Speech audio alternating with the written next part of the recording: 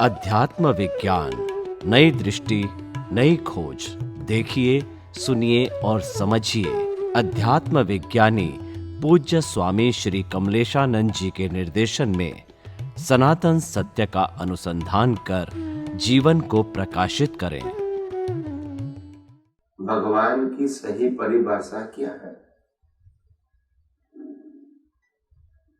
हम जिसको भगवान मानते हैं, व्यवहार कहो या धर्म से कहो, हम जिसको भगवान मानते हैं, क्या में वो वास्तव में भगवान है या तो भगवान थे? ये बड़ा क्वेश्चन है। क्या है? और यही क्वेश्चन का जब समाधान नहीं मिलता है तो लोग पजल में जीते हैं। क्या करते हैं? तो भगवान की परिभाषा सिंपल है। भगवान किसको कहेंगे? तो सबसे पहला प्रश्न, भगवान नामी होते हैं कि अनामी?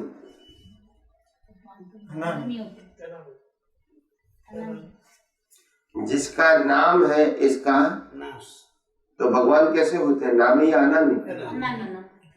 प्रश्न नंबर 2, भगवान रूपी होते हैं या अरूपी? जिसका रूप है उसका भी? भगवान जन्म मरण वाले होते हैं या अजन्म अमर? और लास्ट क्वेश्चन, भगवान टेम्पररी होता है या परमानेंट? यानी भगवान की परिभाषा में भगवान अनामी है, अरूपी है, जन्म मरण से पर है और परमानेंट है। और हम जिसको धार्मिक रूप से भगवान मानते हैं वो नामी है, रूपी है, जन्म मरण वाला है और टेम्पररी है। तो भगवान की भाषा में कोई जगह बैठता नहीं, भगवान की परिभाषा में बैठता नहीं है। इसीलिए हम इसको भगवान कहेंगे, मगर सांप्रदायिक गॉड है। क्या है? यूनिवर्सल ट्रूथ गॉड यानी साइंटिफिक डेफिनेशन नहीं है, धार्मिक परिभाषा है। क्या है?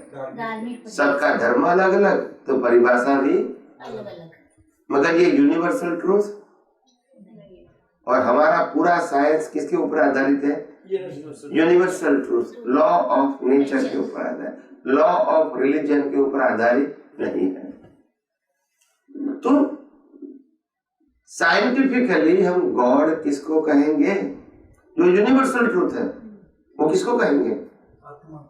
आत्मा को, क्योंकि वो अनामी है, अरूपी है, जन्म मरण से पर है और शाश्वत है।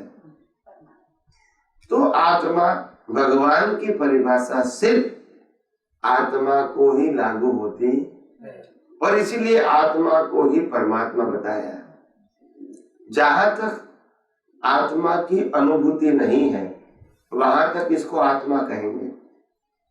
अनुभूति हो गई वही परमात्मा है, वही परमात्मा है। आत्मा परमात्मा अलग नहीं है। आत्मा का मतलब होता है टाइटल, अगर टाइटल की अनुभूति हो गई वही परमात्मा। अनुभूति का मतलब है मैं खुद ही अनामी हूँ, अविनाशी हूँ, मैं खुद ही अनंत शक्ति वाला हूँ, मैं ही चेतन हूँ। तो कहने का मतलब है ये आत्मा की परिभाषा है, इसमें संप्रदाय बीच में नहीं। और जिसको संसार से मुक्ति पाना है इनको कौन सा धर्म फॉलो करना चाहिए? आत्मधर्म, कुल धर्म नहीं। क्या बताया? कुल धर्म का मतलब पैदा होते ही मिलता है। ये तो प्रकृति का धर्म है, पैदा वही होता है। तो धर्म भी किसका है? आत्मा पैदा नहीं होता है, वो तो परमानेंट है। तो आत्मा का जो धर्म है, तो आत्मा परमानेंट है तो इसका धर्म भी परमानेंट चाहिए। यानी इसको कहते स्वधर्म। क्या बोलते हैं? स्वधर्म। और प्रकृति के धर्म को बोलते हैं पर धर्म। स्वधर्म यानी खुद का धर्म। खुद का धर्म का पालन मन वचन काया से नहीं होता है, और प्रकृति का धर्म का पालन मन वचन काया से होता है। वो मेरा धर्म बस, इसमें ये करना ना करना वो सब्जेक्ट नहीं। और इसीलिए विज्ञान में मन वचन काया के रूप में कुछ करना है, कुछ बदलना है, कुछ परिवर्तन करना है, कुछ पुरुषार्थ करना है, ये सब्जेक्ट आध्यात्म विज्ञान में नहीं है। और इसीलिए मैंने कहा जितने भी सत साधन है जो प्रकृति से फॉलो करते हैं, इसे आत्मा से कोई कंसर्न नहीं है। प्रकृति करते रहे अच्छी बात है, वो बुरी बात नहीं है, मगर आत्मा के लिए करता हूँ वो मानने की जरूरत नहीं। प्रकृति अपने संतोष के लिए उनको मिला है, वो मानते हैं, वो फॉलो करते हैं, कोई दिक्कत नहीं।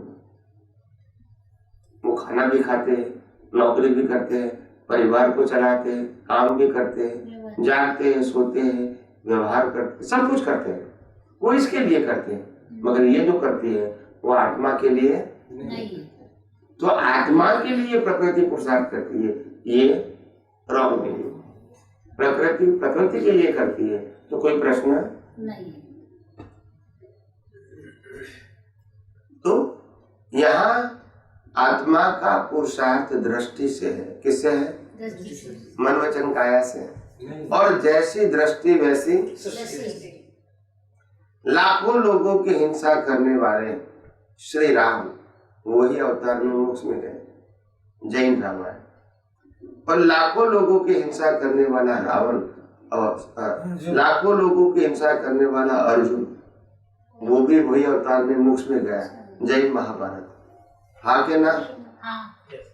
और हम चींटी बचाते या चींटी को बचाते बचाते भी यहाँ घूमते हैं, क्यों? क्या कुदरत का कानून सबके लिए अलग अलग है? हम किसी को नहीं मारते फिर भी संसार में घूमते हैं। उन्होंने लाखों लोगों की मारे फिर भी मोक्ष में गए, क्यों? What is the reason behind?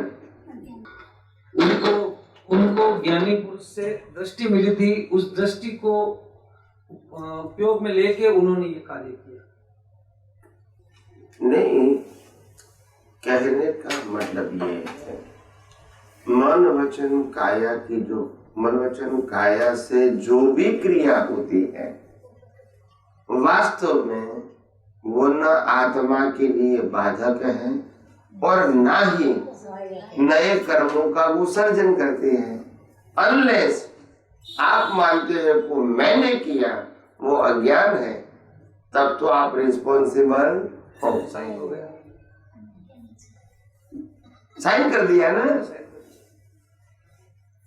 इसीलिए मैंने कहा मन वचन काया की क्रिया से कर्म नहीं होते हैं, कर्म भाव से होते हैं।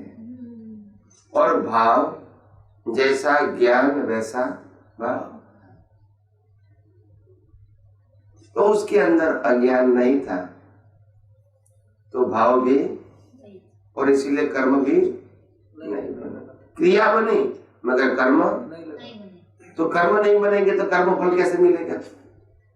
क्रिया तो खुद ही कर्म फल है, तो इसका कर्म फल नहीं होता है, मगर क्रिया के साथ भाव करोगे तो इससे कर्म फल बनेगा।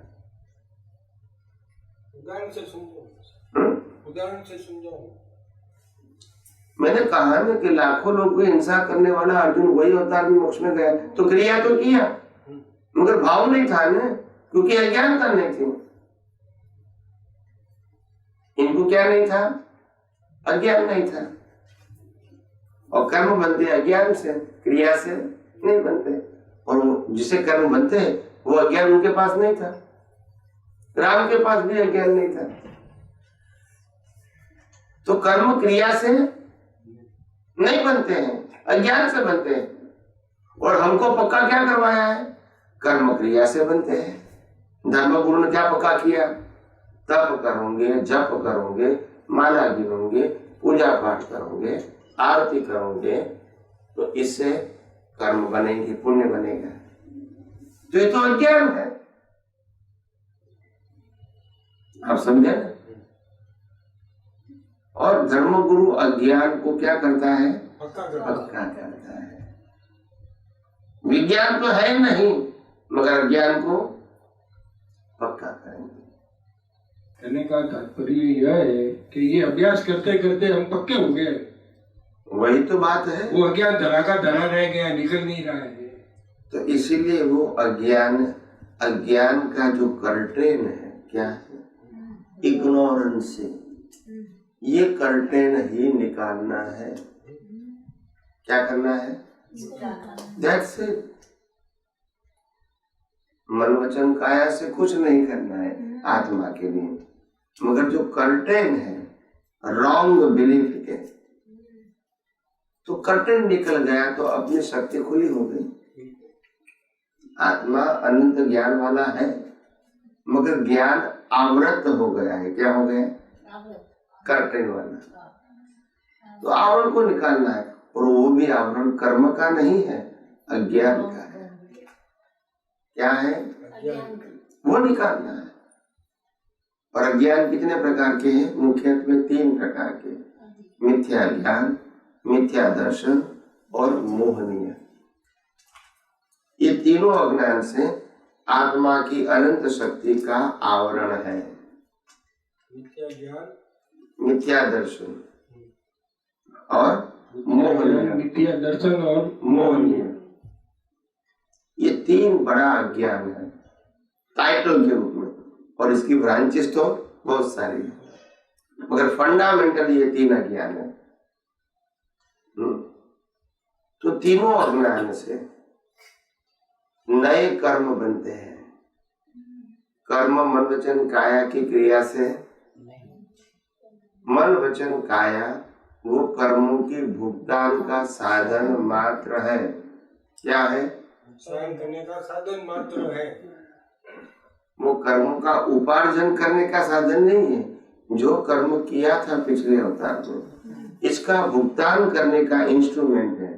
अगर कर्म खत्म हो गए, इंस्ट्रूमेंट का रोल खत्म हो गया, चला दिया जाएगा, बस फिर नया साधन मिलेगा। तो फिर ये मोहनीय कर्म में क्यों फंसा हुआ है? क्योंकि उसको यही मोहनीय कर्म से इसको लगता है कि वास्तव में यही सुख है नहीं, मगर लगता है। क्या करोगे? आप समझे? है नहीं मगर लगता है, तो क्या करो? ये तो फंसावट वाला काम हो गया। वही तो हम ये समझते हैं कि घर है, परिवार है, संपत्ति है, साधन है, सत्ता है, इससे मेरा जीवन चलता है। कुदरत कहते हैं नहीं, बिना आत्मा आपका जीवन ही नहीं होता। यस और नो? मगर जिसके आधार से जीवन चलता है उसकी वैल्यू भी नहीं है। व्यवहार में भी हम क्या कहते हैं? ये पंखे के बिना नहीं चलेगा, ये लाइट के बिना नहीं चलेगा, एसी के बिना नहीं चलेगा, प्रेस के बिना नहीं चलेगा। आप समझे ना? सभी इलेक्ट्रॉनिक्स या इलेक्ट्रिकल साधन के बिना नहीं चलेगा। ये नहीं सोचते हैं कि पावर के बिना नहीं चलेगा। अगर पावर नहीं है तो एक भी नहीं चलेगा, मगर सोचते भी नहीं है। No value of the power. Same thing, there is no value of the God. मगर गॉड के बिना जीवन है नहीं, और पावर के बिना इसकी कोई वैल्यू है नहीं। आपने 1 लाख रुपए का ला दिया, ये एसी मशीन ला दिया 1 लाख रुपए का, मगर पावर नहीं है तो आगे से पावर बंद हो जाता है ना, तो इसका तो अनुभव हो जाता है, लेकिन खुद की पावर का अनुभव किसी को नहीं होता है। नहीं, खुद के पावर का अनुभव तो होता है, मगर ये सोच नहीं है। हमारे पिताजी हमारे सामने गुजर गए, 10 करोड़ रुपया छोड़ के चले गए, मेरा मेरा बोल के चले गए, और मेरे नहीं बोला फिर भी मेरे को मिल गए। क्योंकि शरीर तो है पिताजी का, इसमें क्या नहीं है? अभी क्या कर सकते हैं? जब थे जब थे तब कहता है 1 भी रुपया नहीं दूंगा आपको, आपके मेहनत से आगे बढ़ो। सही बात है। और जब आत्मा निकल गया तो सब कुछ दे दिया बिना मांगे। तो मालूम तो होता है कि पावर है तभी हम अनुभव कर सकते हैं, पावर नहीं है तो कुछ नहीं है। होता तो है मगर उस प्रकार की जागृति नहीं है। जागृति और वैल्यू, जागृति नहीं है, वैल्यू नहीं है, इंटरेस्ट नहीं है। No value of the soul, because ये जो हमारी दृष्टि है वो दृष्टि ये 5 इंद्रियों से जो दिखता है, अनुभव में आता है, उसको ही मानते हैं। मगर ये नहीं समझता आता है कि आत्मा नहीं है तो इंद्रियों की कोई वैल्यू नहीं, शरीर की कोई वैल्यू नहीं। मगर पूरी जिंदगी जीते हैं, ये आत्मा की वैल्यू। यही तो ब्लंडर है। क्या है? सबसे बड़ा अज्ञान। और इसीलिए कहते हैं, मेरे को तो लोग प्रश्न करते हैं, स्वामी जी वास्तव में ये व्यवहार की दुनिया कैसे चलती है? मैंने कहा वो तो बिलीफ से चलती है, फैक्ट नहीं है। फैक्ट नहीं है, क्या है? बस। बोला फैक्ट क्यों नहीं है? मेरे को फैक्ट नहीं है। आज जो मानते थे वो पहले नहीं था और बाद में भी नहीं होगा, मगर आज मानते हैं तो उसको फैक्ट मानते हैं। तो फैक्ट है नहीं, है मात्र बिलीफ। बिलीफ चेंज हो गई तो वो होते हुए भी नहीं है। आज मेरा मित्र है जो पहले नहीं था और हो सकता है 2-4 साल के बाद भी नहीं रहेगा। ये तो बिलीफ है ना। क्या है? और बिना बिलीफ दुनिया चलती है।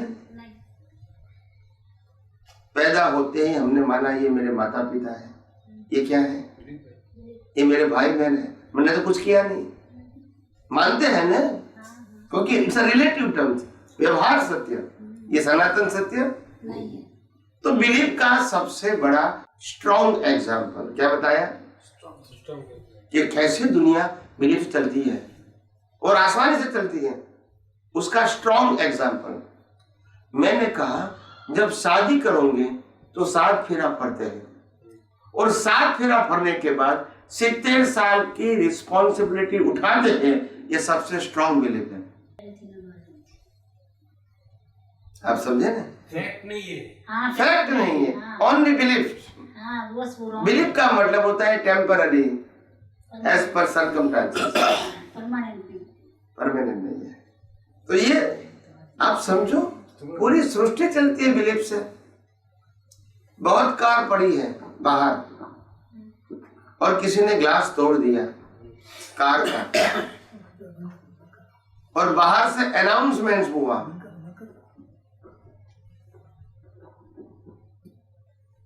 और बाहर से अनाउंसमेंट हुआ कि कार का ग्लास टूट गया।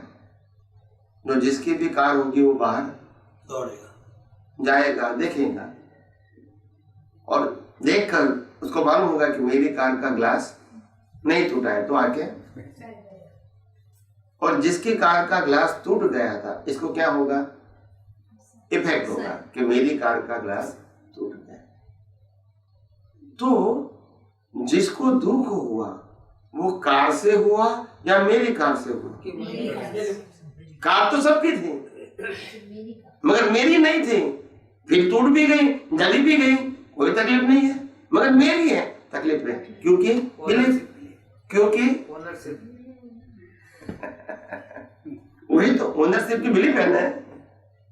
वास्तव में कार और हम दोनों क्या है? कार भी अलग है और हम भी अलग है, मगर असल क्यों हुई? क्योंकि बिलीफ, मैं कार का मालिक हूं, तो इफेक्ट किसको होगी? मेरे को ही होगी। कार की इफेक्ट नहीं है, कार की ओनरशिप की इफेक्ट है। कार तो जल भी गई फिर भी इफेक्ट नहीं हुई क्योंकि मेरी नहीं थी ना। तो कार से इफेक्ट नहीं होती है, कार की मालिकी से इफेक्ट होती है। वो भी क्या हो गया? मिले, समझ में आया ना? तो पूरी दुनिया कैसे चलती है? बिलीफ से। और बिलीफ को कहते हैं रिलेटिव सत्य, और साइंस को आध्यात्म विज्ञान को कहते हैं सनातन रियल सत्य, और ये रिलेटिव सत्य है। रिलेटिव सत्य से दुनिया चलती है, और हमारे विजन में सनातन सत्य होना चाहिए।